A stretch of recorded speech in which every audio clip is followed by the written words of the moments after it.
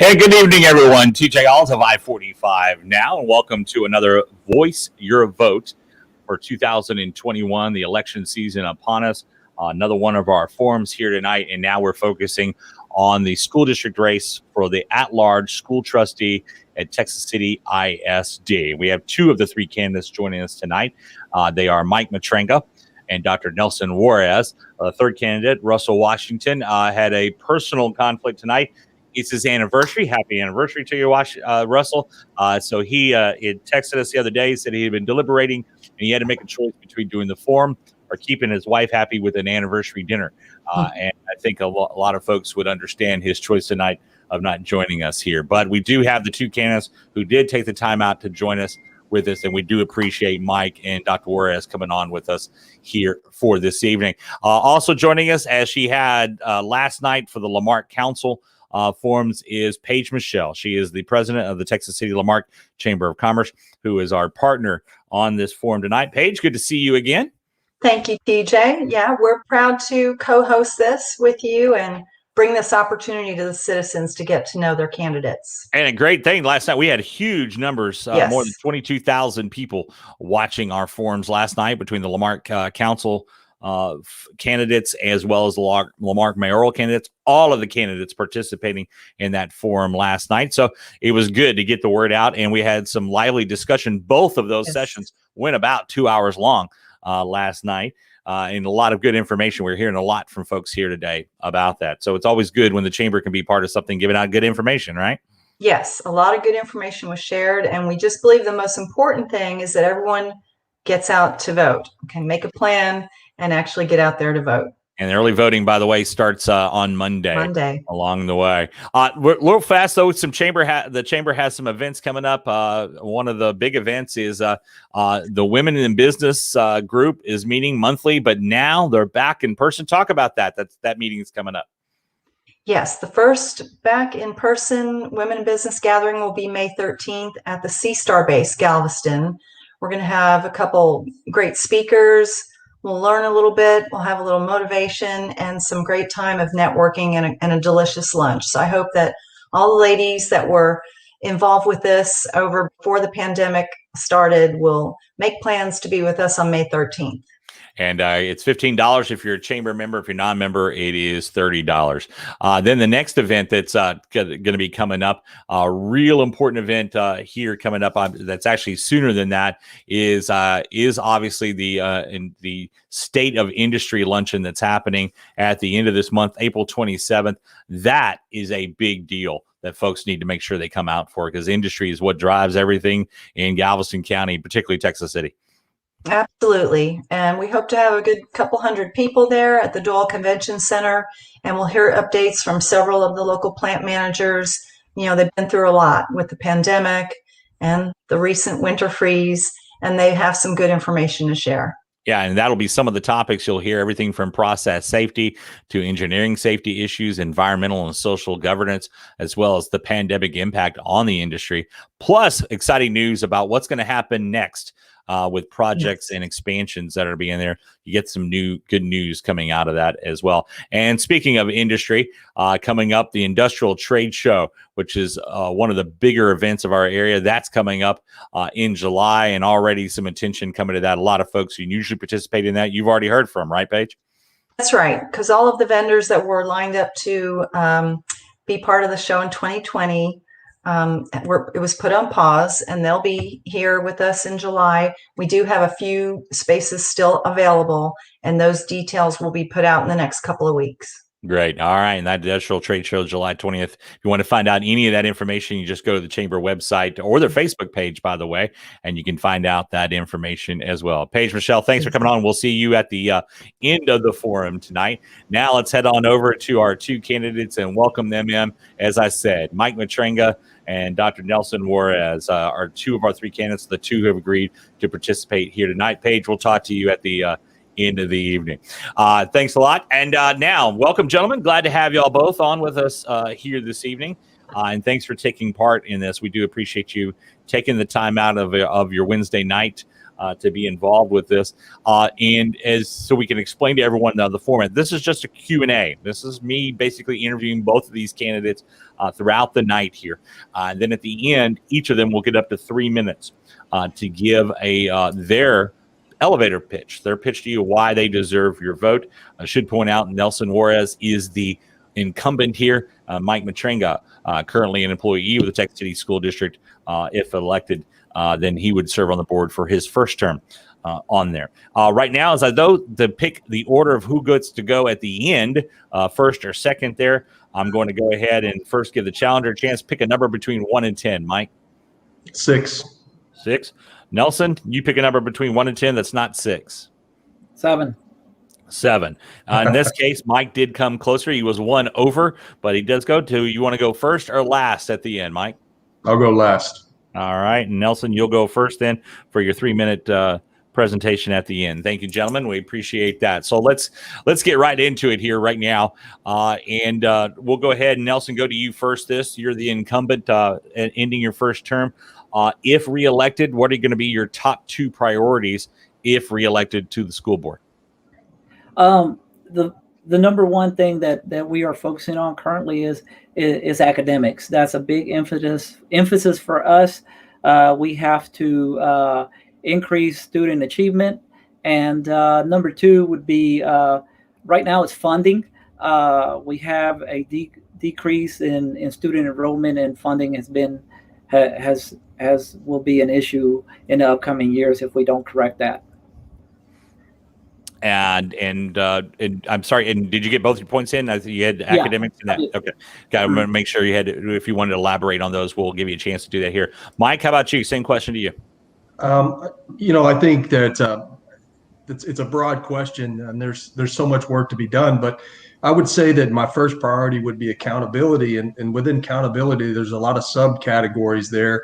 Primarily, I would have to agree with Dr. Juarez that academics is the primary reason why we have public education institutions. So it must be academics, obviously.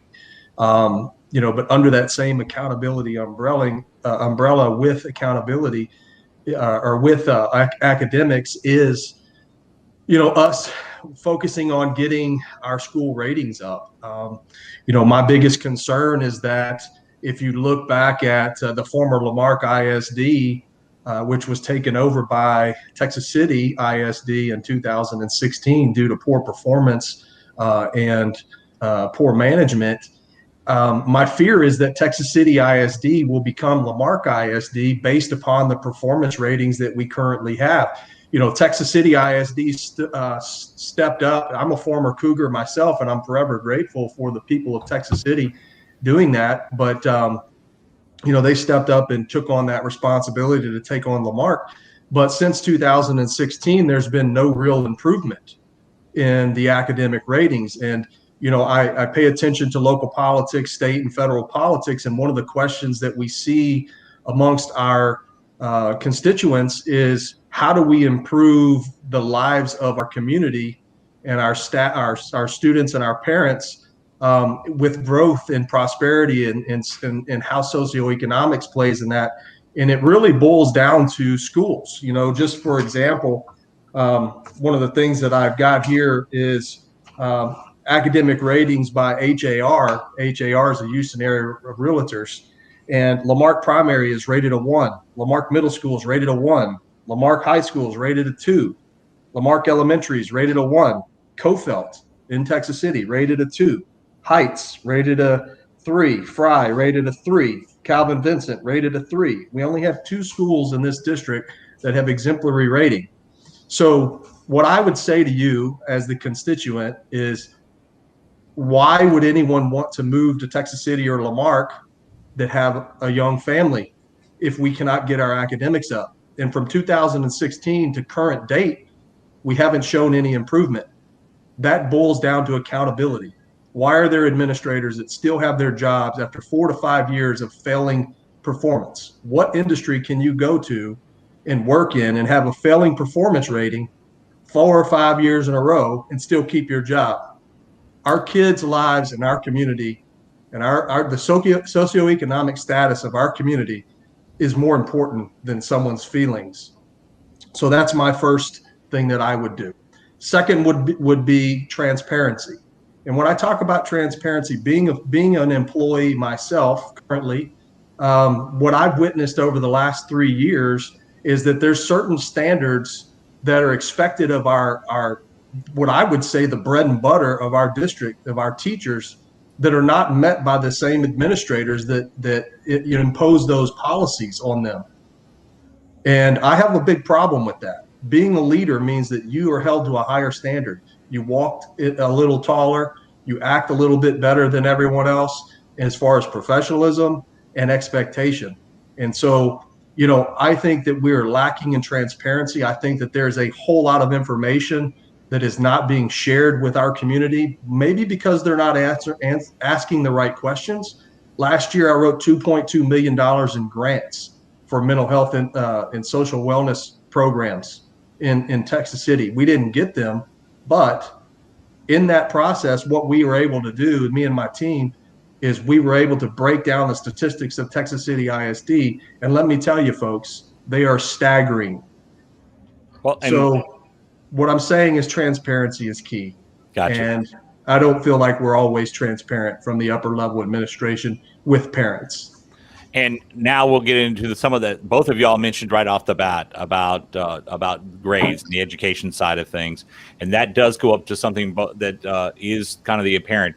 Now, obviously last year, because of the pandemic, no ratings were issued. But according to the most recent report card from 2019, Texas City has had an accountability rating of C. And what specifically needs to be done to bring that up district-wide? And let me start with you, Mike. And like I said, how do we expect to have an increase in academics when we continue to employ the same administrators that have had a failing record? We need to hold them accountable. If they're not going to work out here, we need to send them on their way. That's the bottom line. How do we tell our kids with good faith that you work hard and you earn, good things, right? When people can just do the minimum and still continue to keep their job. It makes us look like hypocrites. I have a problem with that. And let me drill down on this. Let me first give Nelson a chance of that, and I'm going to drill down on something you had said there. Nelson, same question to you. What specifically needs to be done to improve that C rating and bring it up? Well, I think accountability. We have to hold our administrative leaders accountable. We need to provide them the proper training so they can be instructional leaders, so that they can trickle that down to the teachers. I think we're working on reinvigorating the passion in our school district, changing the culture, and bringing some passion back into our school district. I think we also need to increase parent engagement. Parent engagement is a great predictor on student success. So those are the things that I think we need to focus on. Well, and you say, both of y'all said what we need to do, but what specifically would you put in place to make sure that happens? Let me ask you first on that, Nelson.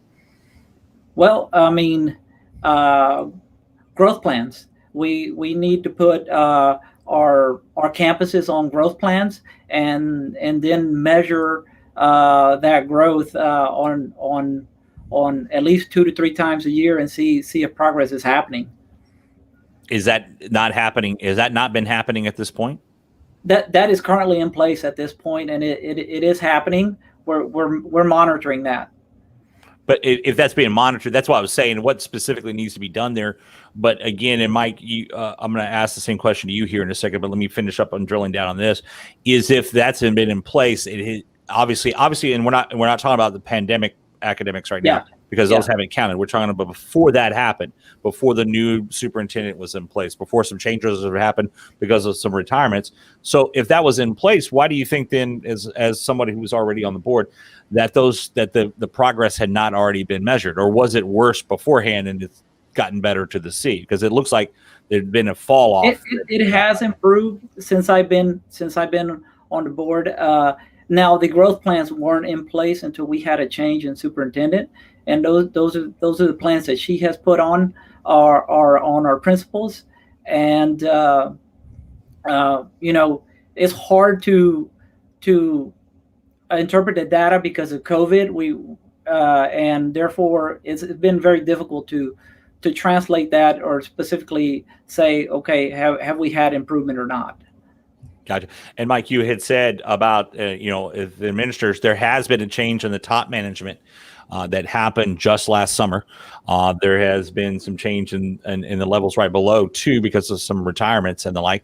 What else needs to be done in your mind, since you said administrators? And then also, what specific plan would you put in place to see that accountability, as you pointed out, needs to be held? Well, I'll tell you this, one of the reasons why I'm running for school district is for the school board member at large is because there is a huge disconnect between the communication, not only between the parents, but also between the school district, the superintendent, and the board. Because, Dr. Nelson, no offense, and it's not your fault, but we have had growth plans for the last several years. We did not just start these growth plans in the last couple of months since Dr. Duarte's been here. I know of several administrators myself that are on growth plans, that have been on growth plans for multiple years, and they still have a failing campus record, and they're still employed here. And so that is incorrect. We did not just start growth plans. My point is, why have a policy if you're not going to enforce it?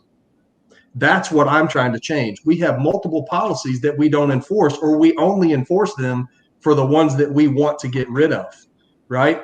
I've seen so many employees that we have that are dedicated to this district, and because of whatever reason, it's a personal opinion or whatever, people that are embedded here, that went to school here, we don't fight to keep them. You want to talk about how do we change the dynamic and the culture of Texas City ISD? It starts with breathing life into our staff. Our staff does not feel supported. I have had multiple staff members since I announced my candidacy reach out to me and say, I'm glad you're running. Thank you for supporting us. We know that you'll support us and you'll defend us just like you would our kids.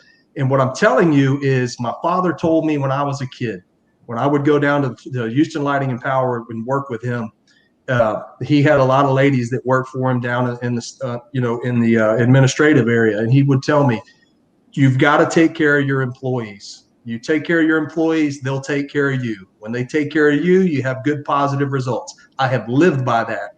Since I was employed at TCISD, I've had multiple employees. I think I had close to 70 employees.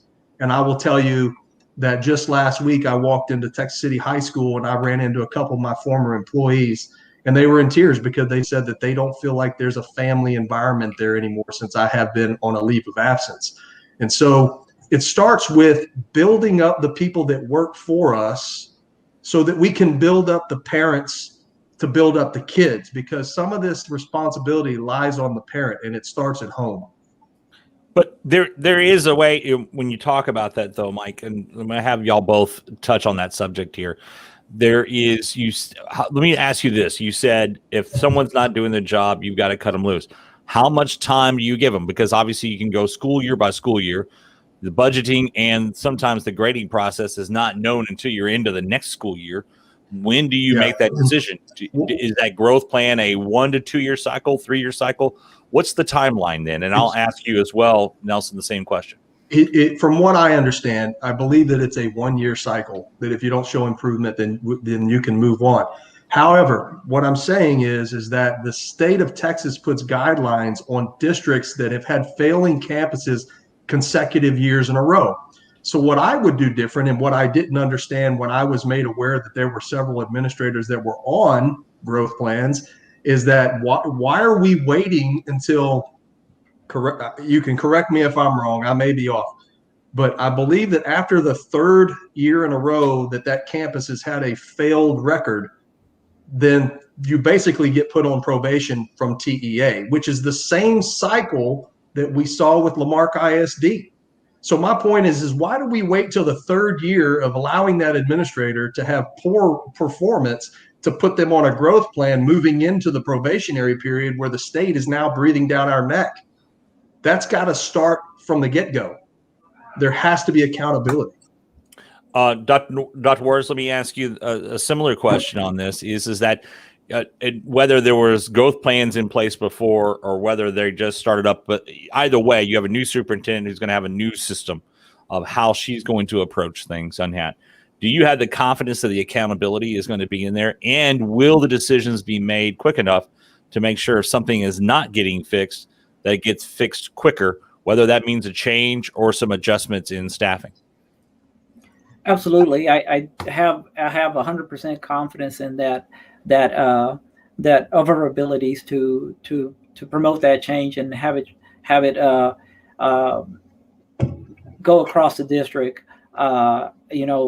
The reason she was hired is because of her strength in curriculum and instruction, and that is what she has done in the past, and she has turned many districts around where she was at, and failing campuses too. So I mean, it's unfortunately COVID has hit, and there's been no way of monitoring progress, and therefore just a year into her being at the campus is very difficult to monitor that progress. I think the growth plans might have been in place, but they were neglected. But they're not being neglected anymore, and so I think after they're monitoring twice a year the growth plan, seeing where the principals are at, and I believe that with the right leadership in place, we're going to get that accomplished. Let me ask you this, Nelson. Sorry, I'm having an echo here on my part. If those are being monitored on the administrative side, how often are those now going to come before the school board so that the elected leaders who are in charge of the governance of the district are getting that information, and also that it's become public in some way so that the public can see that kind of ongoing report card? We currently only get an accountability rating or where our campuses are at once a year. Should we evaluate it more often? That would be fine with me, but at this point, we're only getting it once a year. But and on that, and to go, Mike, let me ask you: is that enough? Just once a year? Do you think those progress reports need to go before the board? Oh, absolutely. I think that there needs to be a biannual review of those, especially the ones that are lower performing. I mean, you've got far ends of the spectrum. You've got Lamarque High School or Lamarque Elementary that has been, historically, even before Texas City ISD took over, an F-rated, between an F and a D-rated campus. And then you've got Guajardo Elementary. What I would say is let's find out what Guajardo Elementary is doing great, and let's have that person teach or instruct and mentor the principal at Lamarque Elementary, Lamarque Primary, whatever failing schools we have. So, it's just a matter of, listen, there's nothing personal here, nothing personal with anyone, whether it be an administrator, Dr. Juarez, Mr. Washington, whatever. What I know is that I come from a different environment where accountability is everything. If you're given a directive, you do it. If there's a policy, you follow it. And what I've realized is in education, there's only certain people that are expected to follow those expectations or those policies. And a lot of the time, things just get swept under the rug. And that is the culture in which I'm trying to change, because our students, our staff, and our parents and our community deserve absolutely so much more. To be fair, though, according to TEA ratings, and I looked these up today to make sure we had the most accurate on here, is when compared to other like districts, that means demographic makeup, size of district, and the like, Texas City ISD still scored a B on those last ratings in 2019. But when compared to other districts in this immediate area, that it doesn't always level up to that as well. Nelson, what needs to be done specifically to get that improvement beyond the programs you've already mentioned so far? I think what we put in place recently is a cultural responsive leadership team, and which it has we've looked at the specific needs of each campus and broken down specifically the ethnicity background and discipline issues of each campus and things like that. We've identified all those risks, and what it has allowed us to do is implement a growth plan for each campus for their specific needs. How about that, Mike? Because each campus does have a different culture depending on its neighborhood, its demographic makeup, because those will change. Guajardo, as you mentioned there, what the old north side is actually, and while it pulls from across the city, pulls from a more affluent area than compared over into Lamarque. So how about that type of approach? Yeah, I do agree with that. I do believe that the demographics do have something to do with that. But I will tell you this, go ask anybody at Texas City ISD who knows the numbers. I know the numbers. You know why? Because I wrote that $2.2 million grant to bring in a highly recognized social emotional learning psychiatrist with a team of 25 that would identify these problems within our communities, within our educational institutions, all of our campuses. And, at the end of the day, the guy who wrote the grant, he didn't get a say in what social emotional learning program that they adopted. And I want to be clear, there's a difference between a social emotional learning program and a clinical program, something that is actually going to diagnose a kid, that is going to help parents find resources and continued care, not just a class, because in the past we've had MAPS. Oh, we have social emotional learning. It's called MAPS. No, what that is the kids go sit in front of a computer and it's self-taught. That's not social emotional learning. What I know and what I know has to happen if we want to improve these academics, whether it be over at Guajardo or whether it be Lamarque Elementary, because those are two far ends of the spectrum, is that we have to have parent engagement.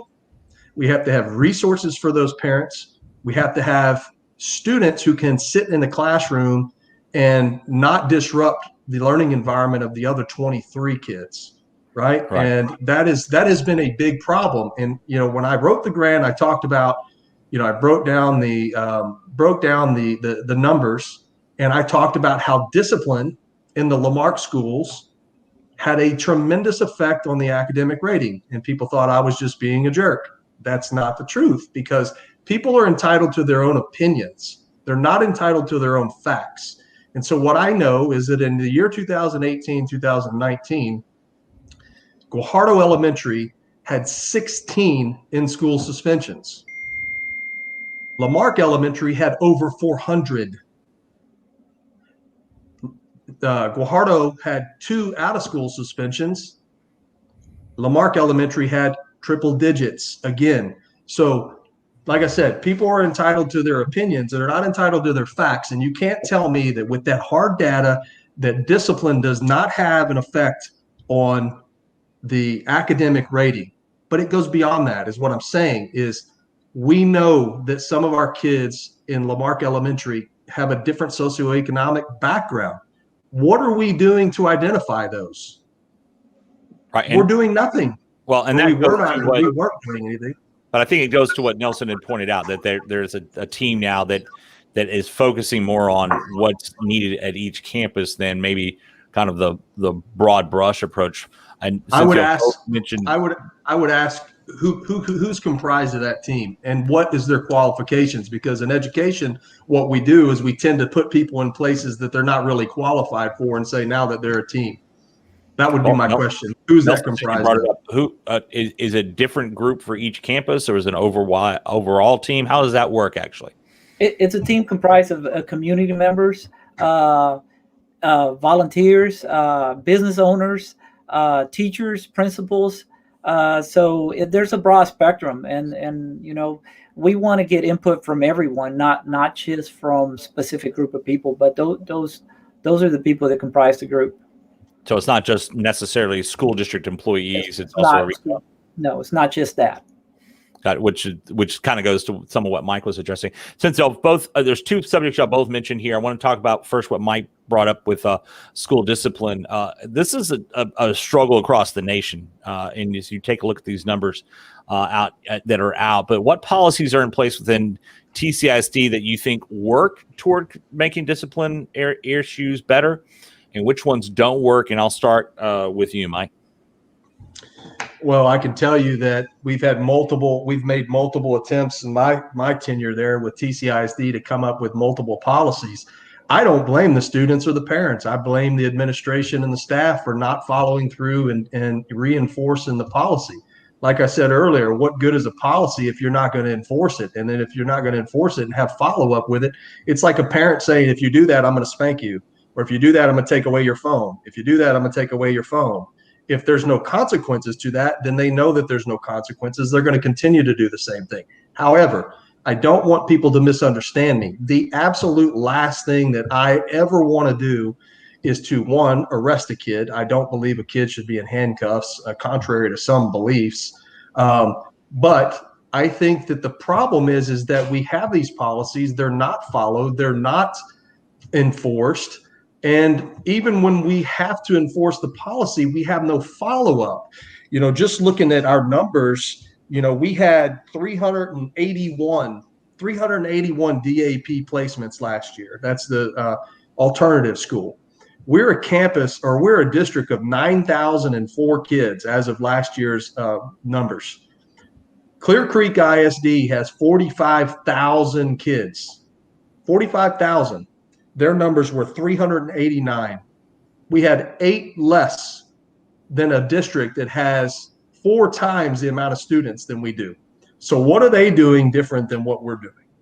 Maybe we should lean on them for that advice. So in-school suspensions last year, we had 1,887. Clear Creek had 2,900, just a little over 1,000 more, but with 4 times the student population. So, one example that I would say, when I was working as the executive director of security is one of the things that I identified was a problem was the cell phones in schools. And I believe I would never tell a parent that their student shouldn't have a cell phone, because I want to have that lifeline to my student. With the way that society is today and schools being shot and violence being brought to schools, I want to have a way to communicate with my kids. However, what I'm getting at is last year we put in and we implemented this bell-to-bell no cell. Thought it was a fantastic idea, because by the time we would get over to Texas City High School or Marque High School to conduct an investigation and start pulling kids in, whether it be a terroristic threat, an assault on a teacher, assault on another kid, or drug paraphernalia, whatever it is, before we could even get on campus, everybody knew about it and everybody was mum about it. And so I thought it was a fantastic, policy that we put in place, because these kids are there to learn, not socialize on their social media, but it causes so much problems. And so I would say that one of the policies that they need to re-implement is that one. I've got daughters that go to Texas City High School. They break the rules every day, and I get on to them about it. But hey, if the administration's not going to enforce it, what am I going to do about it? Gotcha. Nelson, same question to you about school discipline. What policies that are in Texas City ISD now are working? Which ones are not working that you'd like to see changed? TJ, I don't know what's working and specifically what policies we have in place for the school district and what's working. But looking at our numbers currently, our discipline issues are significantly lower than they were in the previous 2 years. I mean, whether that's COVID related, just less students in campus. But I do agree with Mike. I think, the no cell from cell to bell, bell to bell, was a good policy, and I'd like to see that come back, because the kids are there to learn. What do we need to do? Also, we probably need to engage students at a personal level, so that we can create a bond and relate to them And when I say that, I talk about like our campus administrators or teachers, so that there's a level there's a level of communication and there's a bond between the two. When that's there tends to be a higher respect for each other. Cultivate community, care and engagement. Parents, it starts at home. Parents need to tell their kids how to behave, and there need to be consequences at home. And if there aren't any consequences at home, then it's very difficult for teachers to do their job. And that both of y'all brought up a similar topic there, parents getting involved in this discipline issue. And I'm going to ask this question of both of you here and keep y'all both on screen here. So if y'all want to exchange back and forth, you can. But I'll start with you, Nelson. It is one thing to say we need to have parents involved. We hear that all the time from anybody who's in any school district anywhere. We need more parent involvement. Tell me how that's done. Tell our viewers, tell the voters how that has to be done from a policy perspective if you're elected to the school board. What's that going to take? You first, Nelson, then you, Mike. I think, I think we need to be better listeners, and we need to lead by listening and not by telling parents what to do. We need to understand what the needs that the community needs and what the parents need. They know better for what their kids need. And I think if we can reach out to the parents in that manner by just listening to them and including them in what's going on in our district, I think we can engage them a whole lot better. Go ahead. Mike, how about you? I lost you, TJ. No, I was asking Mike to go ahead and elaborate on that same question. Yeah, I will tell you that, yes, you're right. I have heard many administrators in my 3 years of being a cabinet level executive at TCISD say, tell parents, we need you to be involved. But let me tell you, they don't really want parent involvement. That's not what they want. I can recall having a conversation with a very prominent individual who is an attorney in Texas City. She knows, if she's watching, she knows who she is. Her and I had sat down. She approached me about a social emotional wellness program and getting involved because she had a special needs son that had a tremendous amount of, one of his disabilities was he would just blurt out things, and sometimes they were not appropriate. Sometimes they would result in him being arrested if we did not know that he had that condition. And that was her biggest fear, is that with the changes that we were making, she was, afraid that he would be arrested. And I, as a father, I completely was compassionate and understood that. And so I told her, I said, hey, listen, let's build us our own team, right? Let's me and you work, and let's get with some special needs kids who have or share the same issues that your son has. And I approached some administrators at the executive level and assistant superintendent level, and I was told absolutely not. She's an attorney. She's an advocate. We don't want to deal with that. That is the wrong response. I was appalled. And so, I continued to have this conversation with this individual, and we actually came up with some bylaws for creating a group, but it never went anywhere because I was blocked at the administration level, which was very discouraging. And so when you say, people say, yeah, let's get parent involvement. What I'm saying is I truly mean it. One of the instances which I felt like we needed parent involvement was we had a young nonverbal student that drowned at one of the local apartment complexes. My team and I were the first ones there. We were the last ones to leave. And unfortunately, that young boy passed away. And, one of the things that I had, and I will have to say that our mental health counselors and their team, Donna Peterson, they did a heck of a job. When I called them, they showed up, but that's all that showed up. I want to have a parent volunteer group that is like an army at TCISD. That is like an army, all vetted, people that can work with our kids, people that when we have a student come up missing, we can use our mass notification system enter them in the system and send a message to them and say, we have a student missing at this location. We need 100 volunteers. Boom.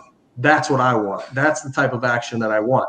But what I'm saying is there is a level of disruption or interference at the administrative level when it in regards to parents.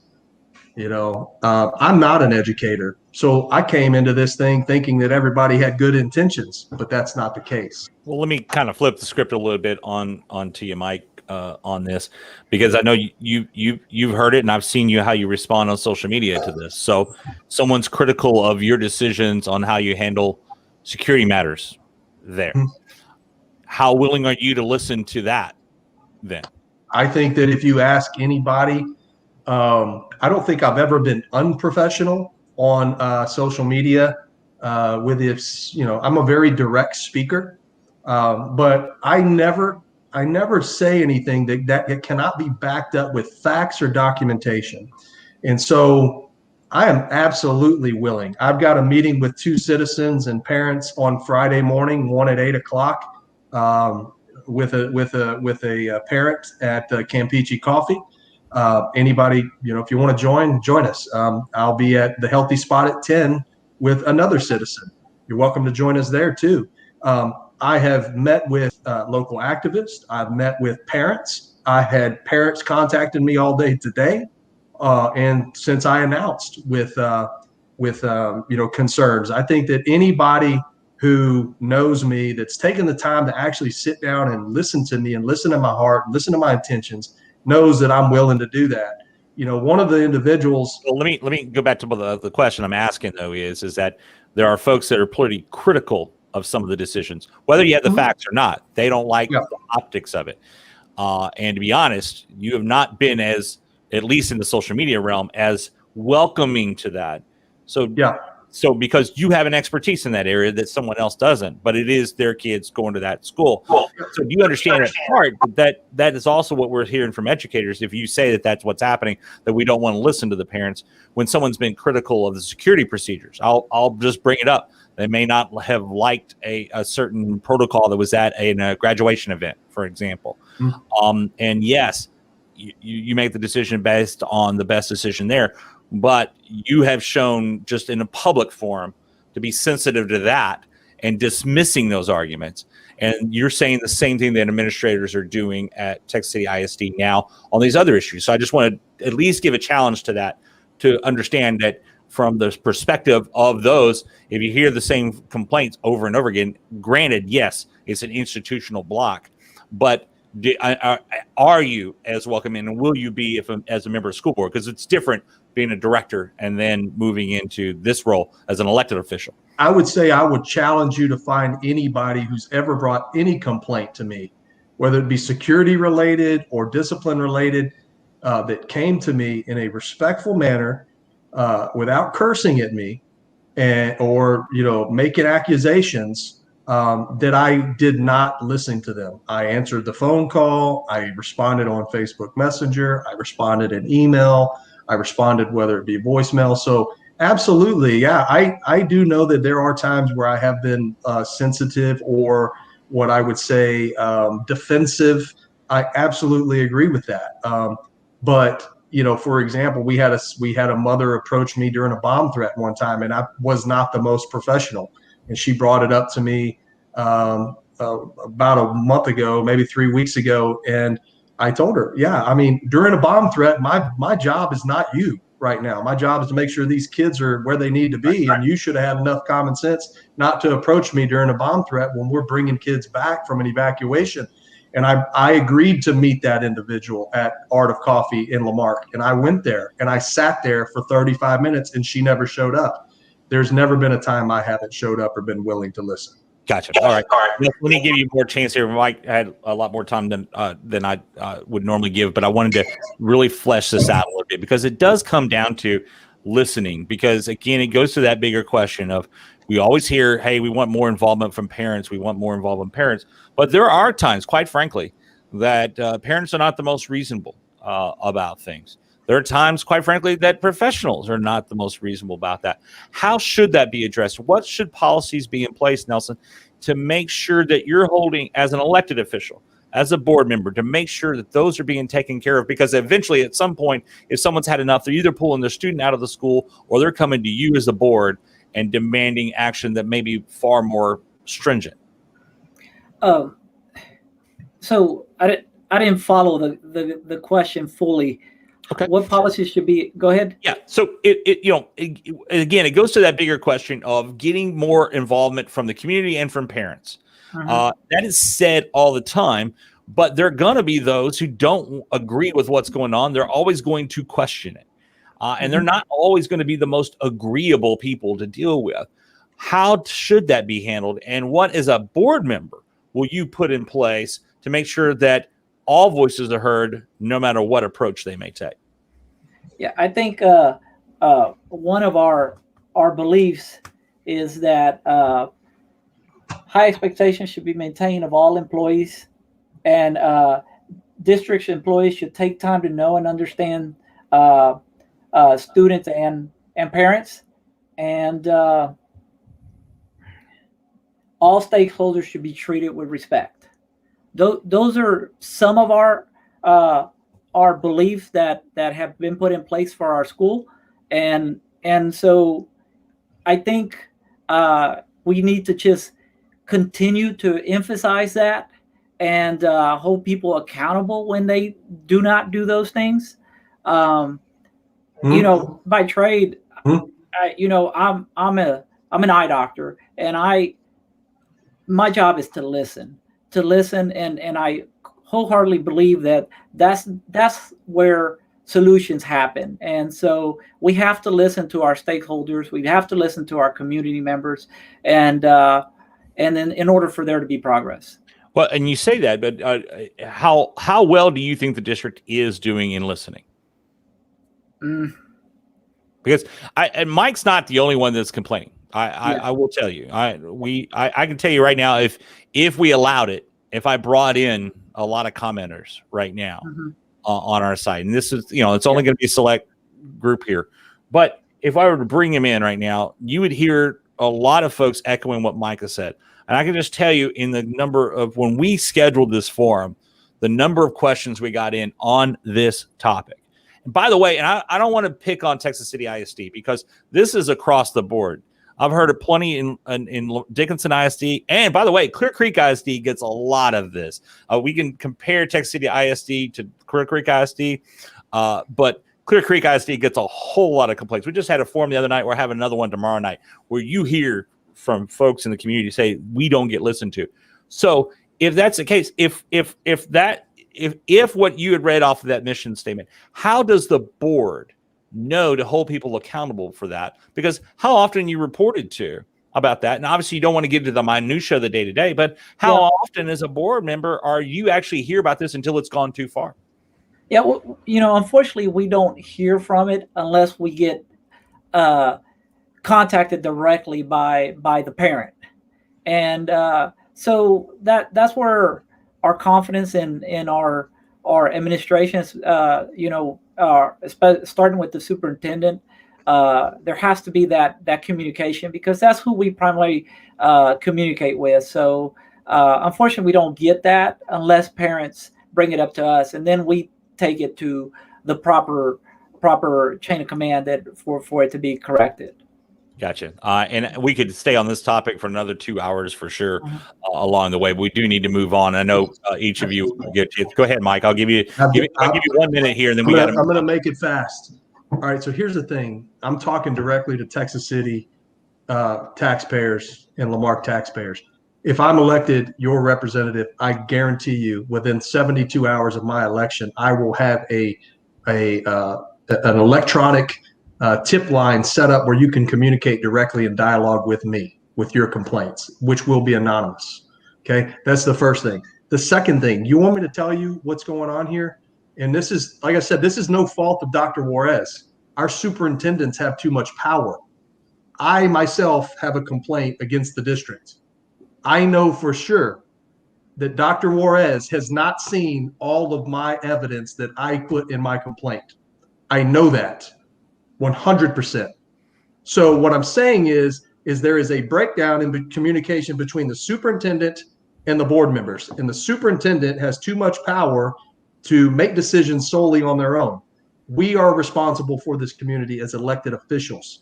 We hire the superintendent. They are accountable to the school board. That's what I'll change. And getting to that, though, that does get into a line, since you brought it up.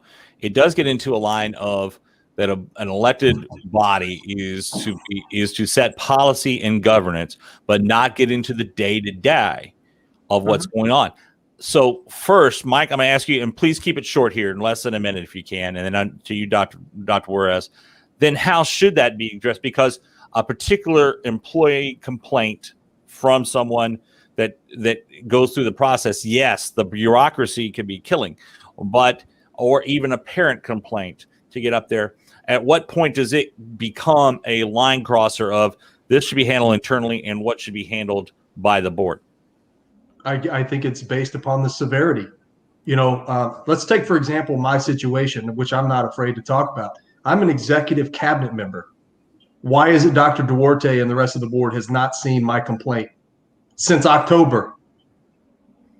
That's something that I think warrants the attention of the board. I know that they've had meetings, but I know that they also have not seen everything. Gotcha. That is what I'm talking about. No transparency, even at that level. And like I said, it's not Dr. Juarez's fault. You're saying it's the levels up until that point to get there. Absolutely. Dr. Juarez, let me ask you, is that, you sit on the board and I'm sure you get plenty already from folks, and as a volunteer member, and I say volunteer, I should point it out. Everyone points out, hey, we're just here as volunteers, and hey, we're unpaid. One, I always point out to candidates, you volunteered for this job. So, you volunteered to get the vote. So you got the job in this case. But I'm sure you hear plenty of complaints there. But where does that line cross? And where do you make that judgment of what you'll listen to and pass along, which you're supposed to by law in many cases, or what areas do you start getting involved in, and in executive session or otherwise start asking, where is this? What is the update on this?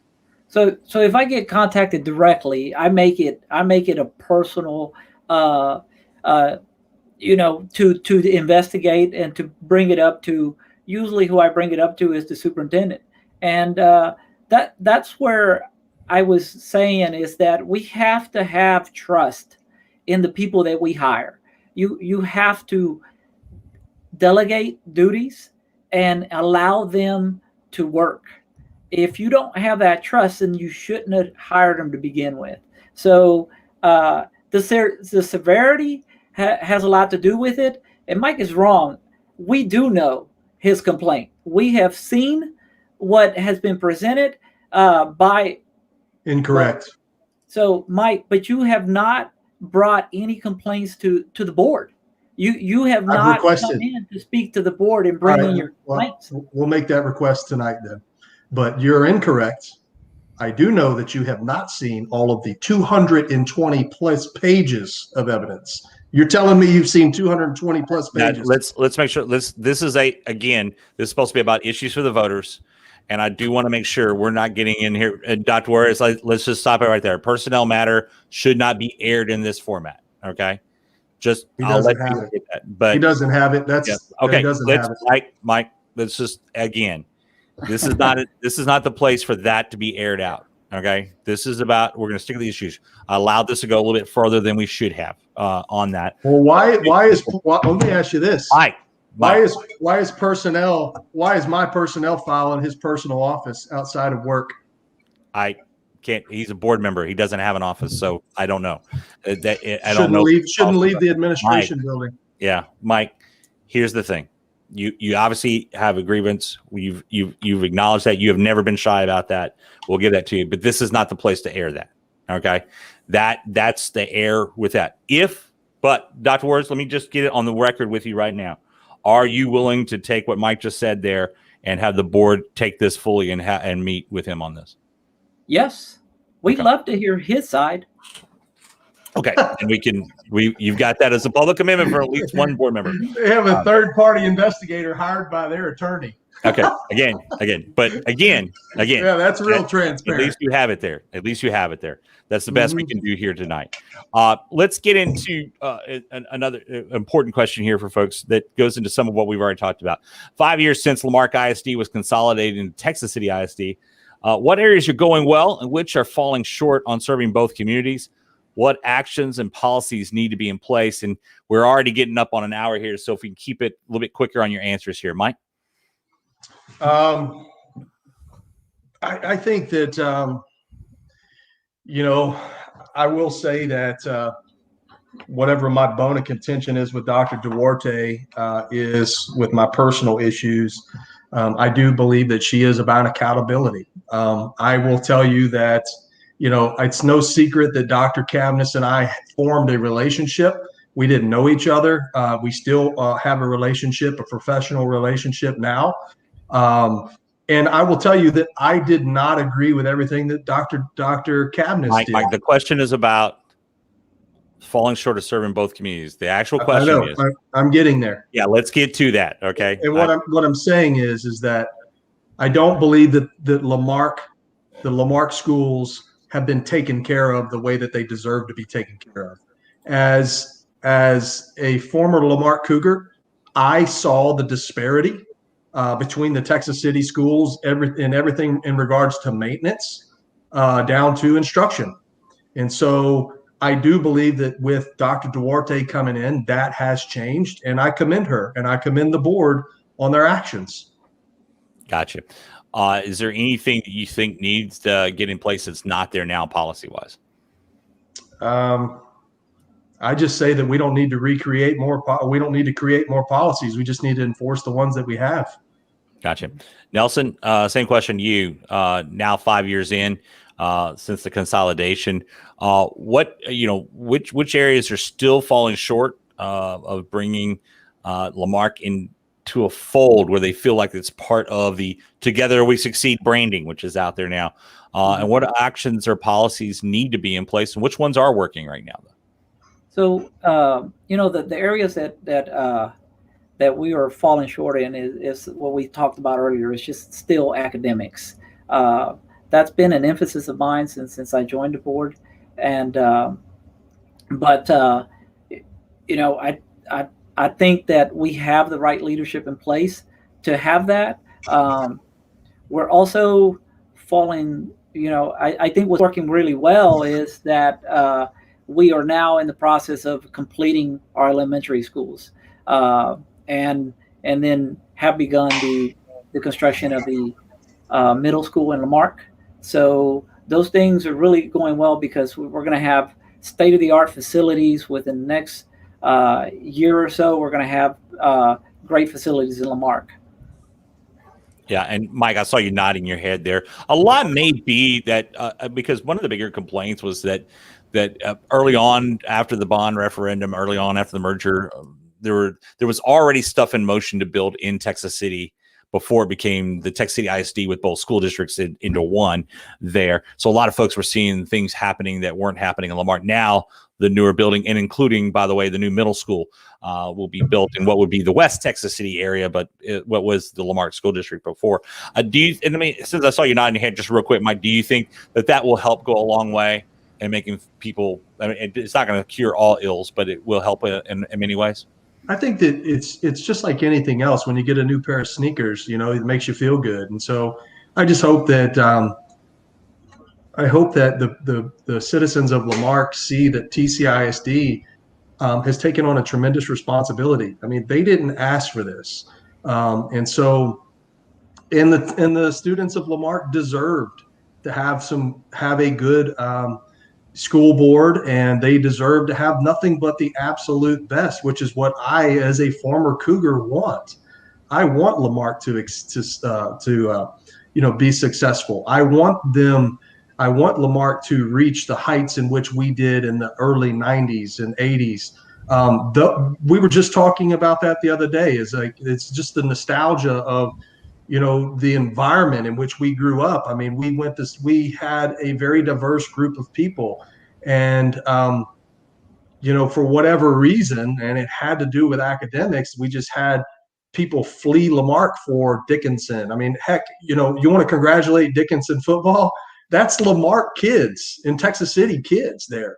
So I hope that people will see that Texas City is making an effort. Do I think it's going as fast as it should?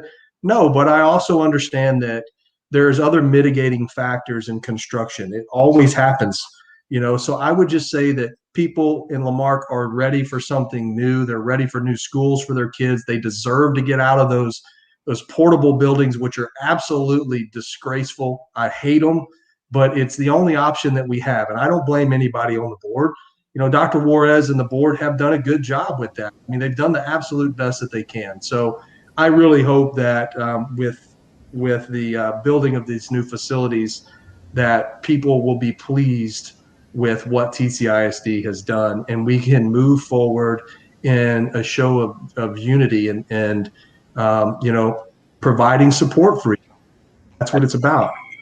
And Nelson, let me ask you on that end of things, what challenges ahead do you see in making sure equal access to services is on all campuses for all students? Because that is one of the bigger complaints we still hear all the time. It's always, well, that school gets this school doesn't get that. We hear that no matter what district it is. But as a board member, that's one of the things you got to go in mind. So walk me through the process as you sit as a board member and a policy or program comes up that's going to go. And are you asking that question of, all right, we're doing it here, but also we doing it here? Is that coming up constantly? I think he froze up. Yep. And he did. Well, let me go to you first, Mike. Let's keep this quick. We've already gone over. We're going to try to go to 8:30 here. So let's keep these answers about 2 minutes or so, if we can. I'll go to you first, Mike. Yeah. Can you rephrase it again? Yeah, just the challenges to making sure equal access to services is on all the campuses. So when the administration comes forward or with a proposal for a campus or the like, and are you, if elected, are going to be able to go walk me through the process of making sure that, okay, this isn't just one campus that gets this, unless it's one of those that designate. And since Nelson's back, did you hear the question before I asked it? I did. And I was hooked up to my cell phone. My cell phone just died. Gotcha. All right. Yeah. It's the world of technology. So let me go ahead, since I was going to go to you first on that, to be fair, let me go ahead and go to you first on that then. So what challenges do we see in making sure equal access? So those questions are being asked. They're being asked by multiple board members. I think that that every district, every campus is different, and their needs are different. And so just because one campus is getting something, that doesn't mean that we're neglecting the other campus. It just means that those needs are more for that campus, and we're allocating resources to based on their needs that each individual campus needs. I think our mindset, the mindset has changed in over just the past 3 years that I've been there. We're no longer, two cities. We're actually, we are two cities, but we're it's two cities in one school district. And when something happens to one campus or one to Texas City, then Lamarck has a sense of pride because it believes that they are part of that district. And the same thing when something good happens to Lamarck, same thing for Texas City. And that's easier said than done, though, because there's still many years later. There's the difference. The folks feel the difference. How do you bridge that? As I mentioned it earlier, the new slogan that's out there is "Together we succeed." That's the new branding that's been out. How do you succeed in that measure? Community involvement, restoring a sense of pride in our district.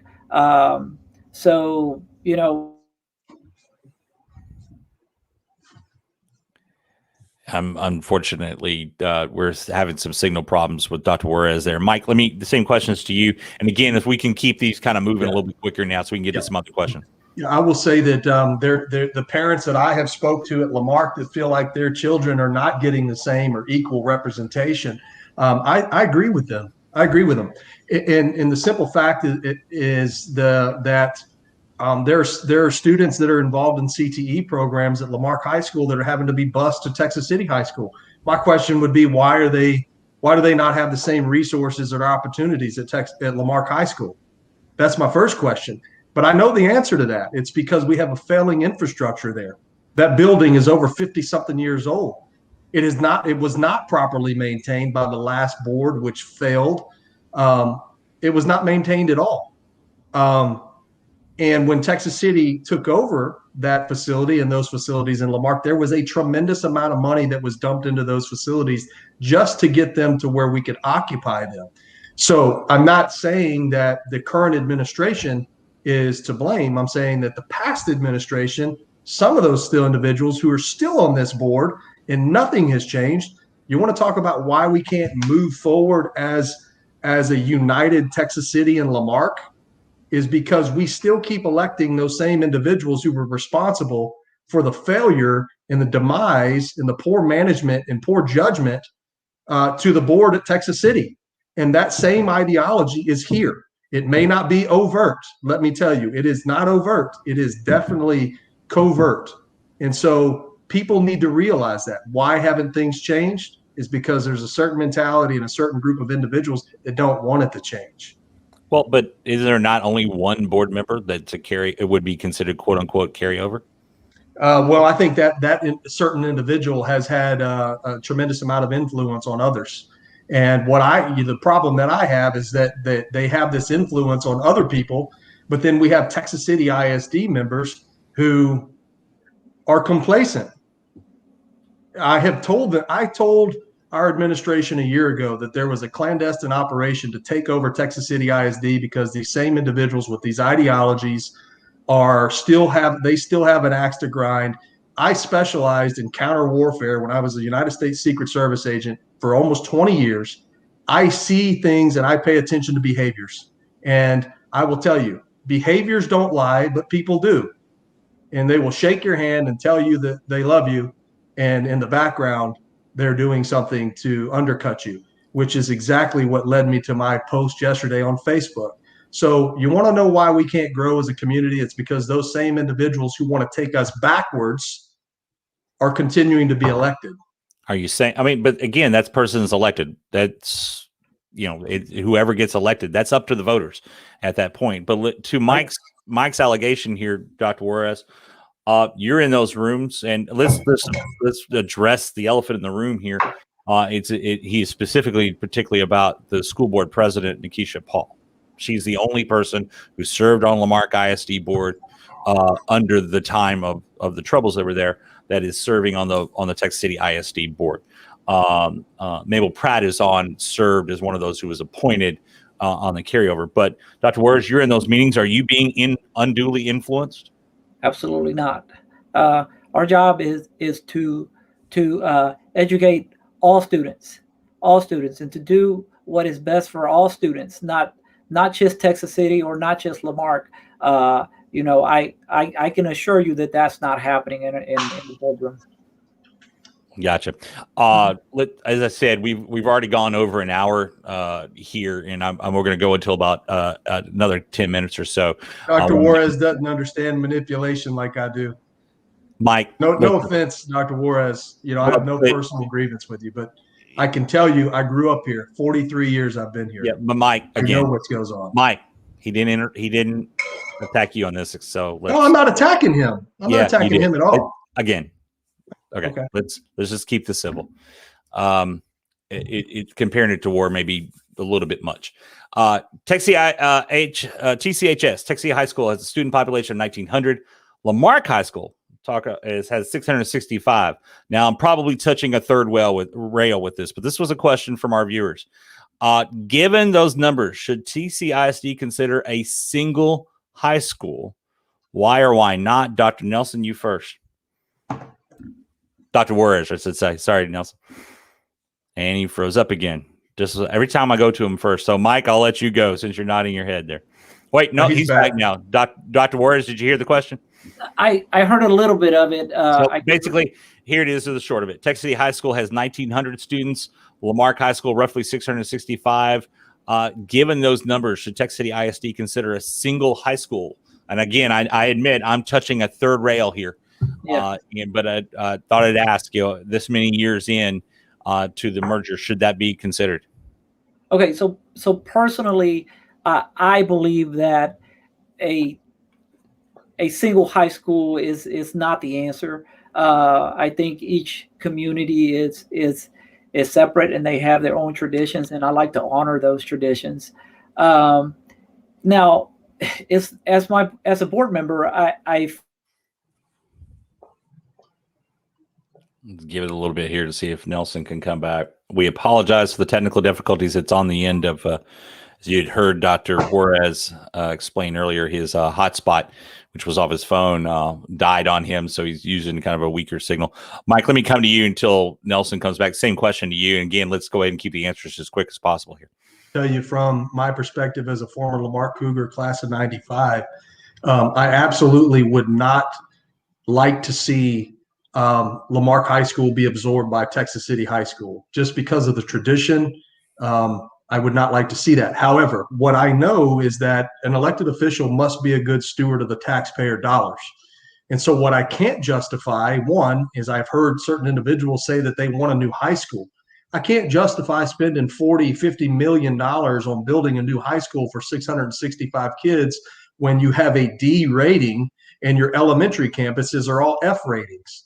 So tell me what you're going to do to grow that student population to a point where we can justify asking the taxpayers of Lamarck and Texas City to build a new high school. So I would say that in the coming years, there needs to be a conversation needs to be had right now. A 1, 3, 5, 10-year plan needs to be had right now of what we're going to do in the next 5 years if Lamarck's enrollment does not increase. At some point, we need to have that plan. I don't think those conversations are being had because of the sensitivity of it.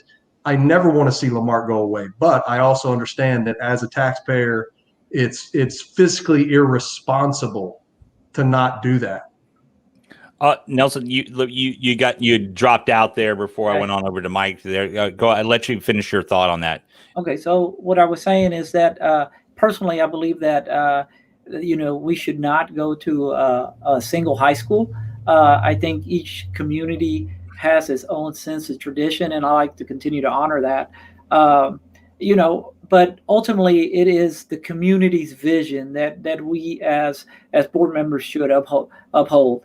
And we those conversations need to start happening. We have put together a long action facilities plan so we can decide what's going to be in the future for the Lamarck High School. Should we invest money in just repairing it or just tearing it down and building a new high school? But before we do that, I think the conversation of just a single high school needs to be entertained very seriously. So I would take it then both of you at least say, let's have the first step, and at least let's hear what the communities have to say and see if it's possible. It's going to be painful no matter what. I mean, just redrawing district, a particular campus lines for elementary school, for example, causes an uproar. So I know I'm touching a third rail with this subject matter here, but it's one, as I said, we had more than one of our viewers ask this question during the week when they knew we were having this forum, and I wanted to make sure we got it in here. Something to touch on, we saw some of this a few years ago within Texas City High School, but more and more students want to express their voices within school on societal and racial issues, and more have their voices heard in a way other than just outside of the school halls.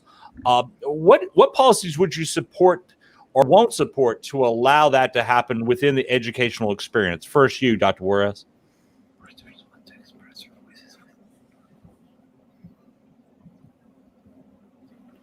I think we need to support that. I believe that Texas City ISD has a high percentage of students from diverse and disadvantaged backgrounds, and it is vital that we make them feel, give them a sense of belonging, and that their contributions matter. What policies should we have in place? I think just based on a cultural responsive leadership group, we need to have those conversations and have our. And again, sorry, folks, we're having difficulty. Mike, let me go ahead and that same question to you, please, sir. Yeah, I will say that if you take a look at the current state of the nation, I believe that the state of the nation is in a place where we need to start paying attention as people, not as white people, black people, Hispanic people, whatever. As people, we need to unite, and we need to do that by having civil conversations and civil discourse. That's okay. We can have conflicting opinions or views as long as it's done in a respectful manner.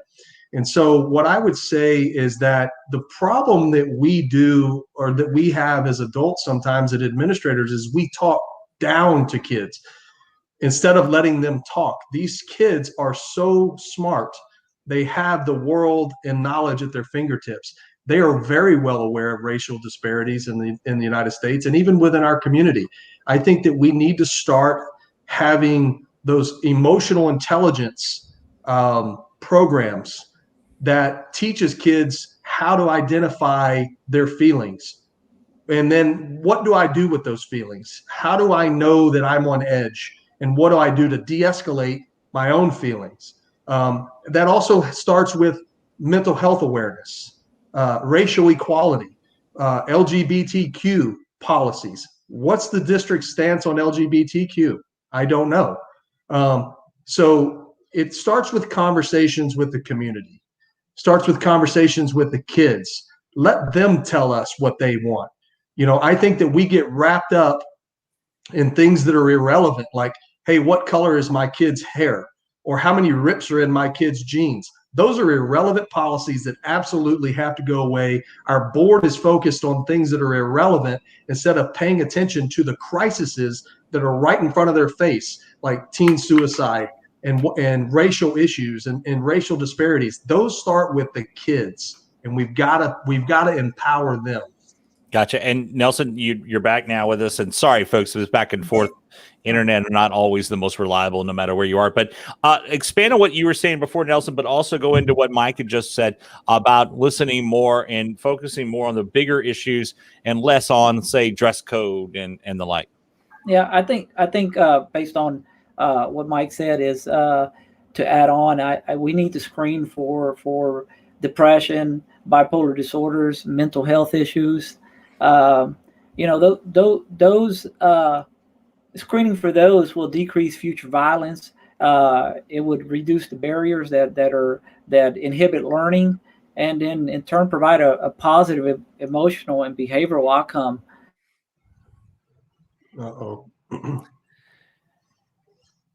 Yeah, unfortunately, we keep having a freeze up here in Dr. Juarez's computer at his office there, and we apologize for that, folks. The downside of doing these virtuals versus the other. Hopefully, he'll start up here again. I'll give him a chance to. Mike, you had mentioned it here. Where does the school district stand on LGBTQ policies? One of the things that's going on in the state legislature right now. There is a lot of debate about transgender athletes in school sports. And no matter what the state legislature said, where do you stand on that if elected to the board for Texas City ISD? I absolutely do not support. I support supporting LGBTQ students and making accommodations for them. I may not personally agree with everything with what's going on with them, but I also understand that God made them the way that they are. Who am I to judge? However, I do have a problem with a genetic male competing against my daughter in a sporting event. I have a major problem with that. I would never support that. I would never ever support that. And let's expand a little bit since you started off with this, and it's probably fair to make this a broader question, but this was one that was submitted to us. Is that you say make accommodations for LGBTQ students and staff? I would take it as well too. What some of those accommodations are you specifically? And I'll come to you next, Nelson. I say that when I say accommodations, I'm not saying joint bathrooms. That's not what I'm saying at all. I'm saying that we accommodate them by making them feel comfortable by providing a designated restroom for them. As a father of two beautiful young girls and an uncle of two boys and a niece that goes to Texas City High School, I do not support my daughters sharing a restroom with a genetic male. I just don't. You'll never convince me of that. And Gotcha. so I don't support that.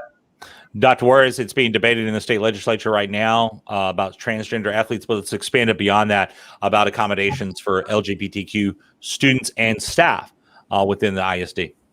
So, what has been debated about transgender athletes in school sports? I think in UIL makes that decision for the school districts in Texas.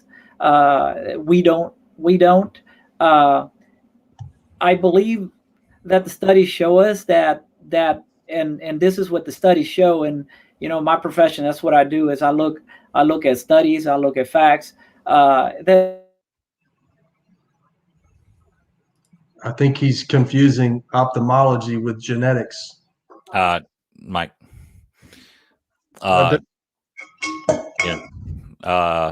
Here again, your mic's live, Mike.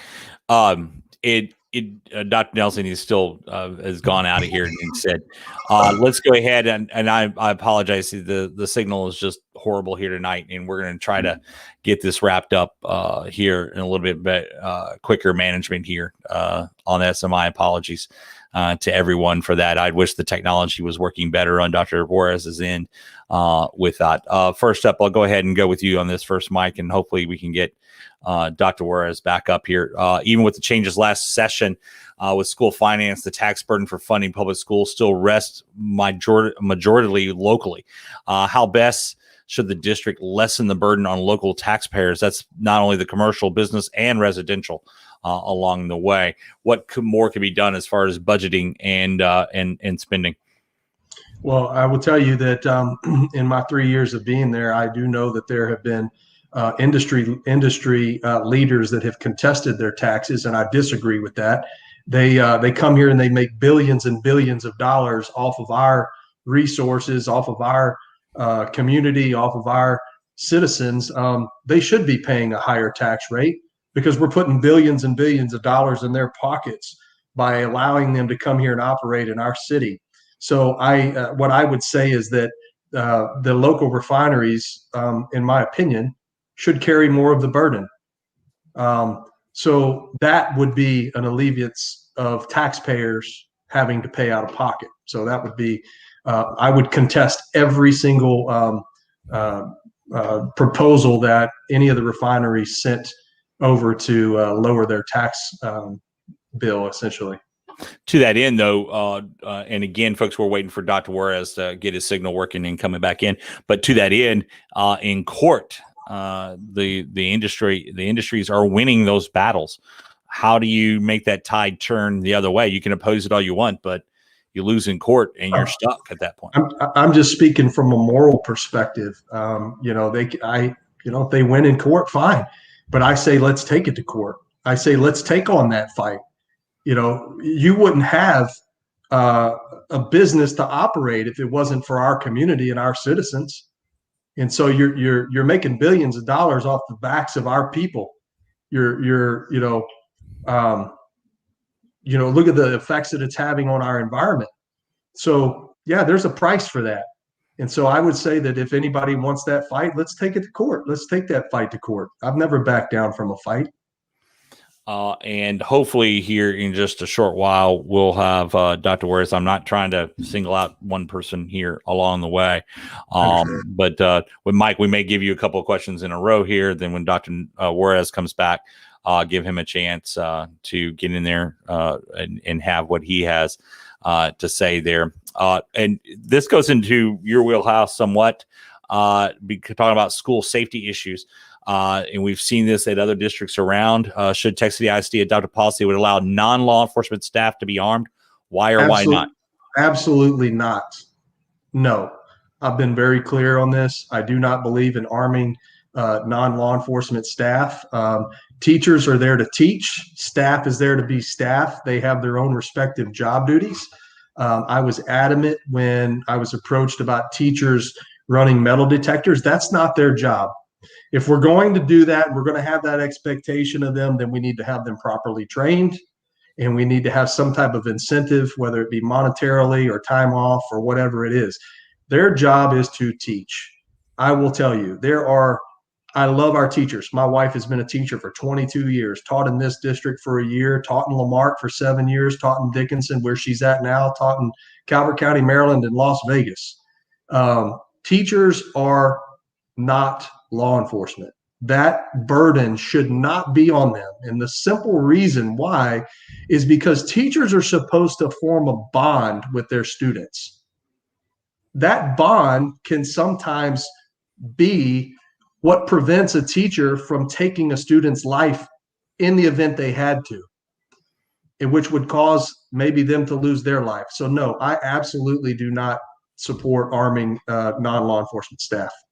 And then you've brought this up a lot as well about mental health. And where does that stand in Texas ISD, you think, and what more? Because every district is probably lacking in this area. What specifically needs to be done in Texas ISD to address mental and emotional issues? Because sometimes those are different issues. And how, as a board member, will you implement those policies? And then also, how do you fund them? Well, I think that there's plenty of federal grant money to be out there. When I wrote the $2.2 million in grants, I contracted out the services of resource associates to assist me in that grant writing process. That one grant was 86 pages. And so what I will say is that when I talked to resource associates, they said that for 3 years they had been trying to get a hold of someone at TCISD, and their calls had always been unanswered. And so I would say that the TCISD administration just needs to do a better job. I even recommended that when I was there that we pay someone a stipend. We had an individual that ran the foundation, Christina Hall Payne, who I suggested that we pay her a $5,000 to $10,000 stipend for her to write grants just on behalf of the district. No one is taking the initiative to do that. And so, in regards to social and emotional learning, that is the key. What we need to understand is our society has changed significantly. The expectation is different of our kids and our parents. There are no more boundaries. Social media has allowed people to say things and do things without any consequences. 20 years ago, if you'd said that, and I say this all the time, there were consequences to saying something to someone. Usually you lost your teeth or there was some type of confrontation. And I'm not promoting violence in any way. I'm just saying that was what kept people in check sometimes.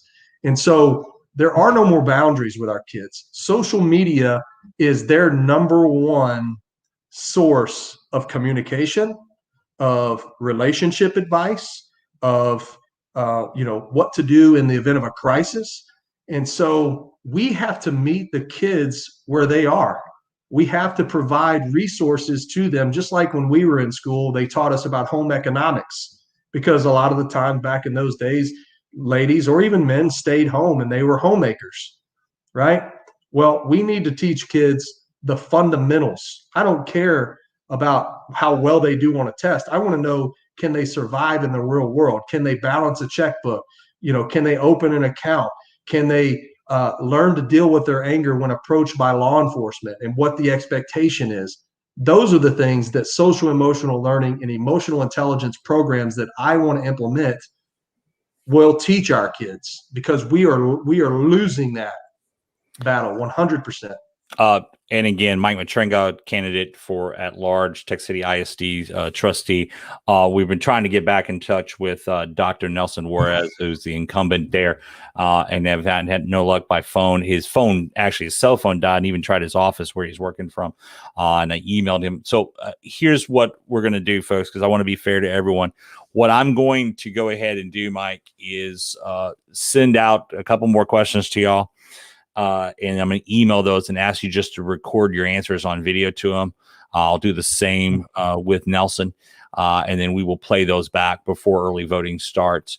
I will go ahead and hopefully Nelson comes back in here in a little bit, and we can give him some time there. I was even going to ask him just to call us in so that we can bring him on by phone Let me see if he's tried calling.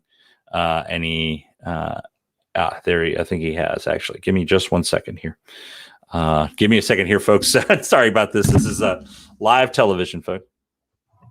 And it keeps cutting out. Every time we call him here, though, it doesn't go through to his phone, unfortunately.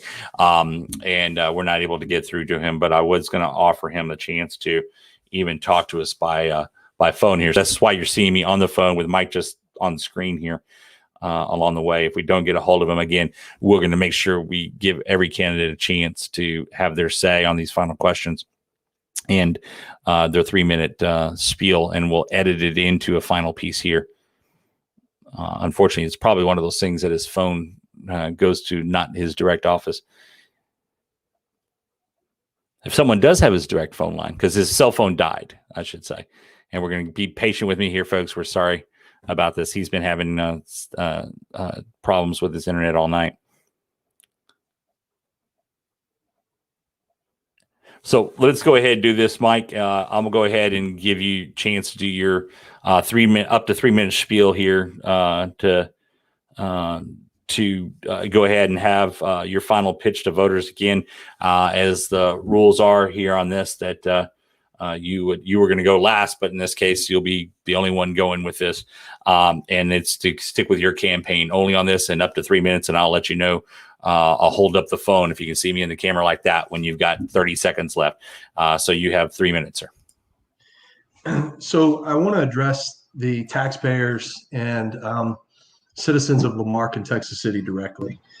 I need you to know that I am a local hometown boy, Lamarque born and raised, Lamarque and Hitchcock, sharing homes between my parents. My parents were divorced, grew up a confused kid because of the turmoil of divorce. It wasn't until later that I discovered who I actually was. And so what I want to tell you is that there is nothing that I have gone through in my life that you probably haven't gone through as well, with the exception of some things.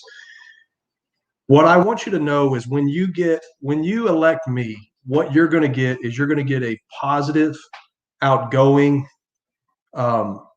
confident, obviously, individual who is going to represent you with your needs. I think that board members have it mixed up. I think they believe that their job is to represent the school district and the superintendent. That is not what my job is. My job will be to be your voice, to be your representation when no one will listen, and to hear you. My commitment to you is to meet you where you are. I don't care if that's at your home, if that's at my home, if that's at the school, a local coffee shop, wherever it is, I will be with you. Being a Secret Service agent for many, many years, I understand the importance of being available. I'm here tonight. I could have done other things. I didn't want to. As a public servant, my commitment to you is that I will be available to you 24/7. 24/7. My phone number is 409-599-9975. My email address is matrenga@m6globaldefense.com. You can call me, you can email me, you can Facebook message me. I will answer your calls. That's the level of commitment that I will give to you. I will also tell you, we may not always agree, but I will always approach you with compassion and respect. And I promise you that, that's the approach that I will have with you. And I request the same from you. Since being at Texas City ISD for the last 3 years, we've taken a program that did not exist to now nationally ranked number 5 and number 1 in the state of Texas. Did we make mistakes? Yes, we did. Yes, I did. I don't even want to say we. I made mistakes. I own that. But who doesn't? And I will tell you that it's my job to correct those mistakes and to not let them happen again. I want to bring transparency to you, the parent, and I want to represent your child when you don't feel like you're being listened to. Thank you, and I really appreciate your vote. Early voting starts on the 19th, and Election Day is May 1st. Thank you for allowing me to serve you in this community. for the last 2.5 years. I really, really appreciate it, and I look forward to many more years ahead. All right, Michael Matrenga, candidate for Texas City ISD School Board at Large position. And again, we have had not any luck getting back in hold of Dr. Nelson Juarez. So as I said, what I'm going to do here is the questions that I asked Mike at the end here, I'm going to send those to Dr. Juarez and also give him a chance to make his final 3-minute pitch. Then what we're going to do is edit those in as part of this video for a replay that'll happen before Monday there. So my apologies to everyone in the technology. Sometimes gets somebody and catches them. Sometimes we're able to work through it. This is one of those times where it just did not work out, and we had difficulty with that. So let me bring back in Paige Michelle, the president of the Texas City Lamarck Chamber of Commerce, live TV. You got to love it, Paige. There. So again, I want to thank the candidates. Again, we had some questions here about this. So let me just make it clear. Russell Washington, just like all the candidates, was invited, was given this date several weeks ago of when we were going to hold this. He had a personal conflict. It was his anniversary. And he said he had wrestled with that idea, but emailed us a couple of days ago that said he would not be participating.